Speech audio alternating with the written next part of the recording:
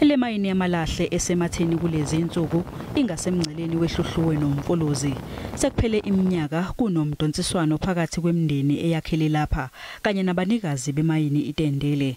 Abaphathi bemayini bafuna ukuyinweba, kepha ke izakhamuzi azihambisani nalokhu.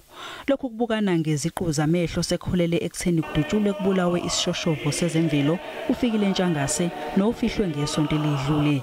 uNtshangase ube ingxenye yeqembu elayisa lolu daba enkantolo lifuna ukuvimba ukuthi le mayini inwetshwe ngelithi lokhu akuhambisani nezemvelo.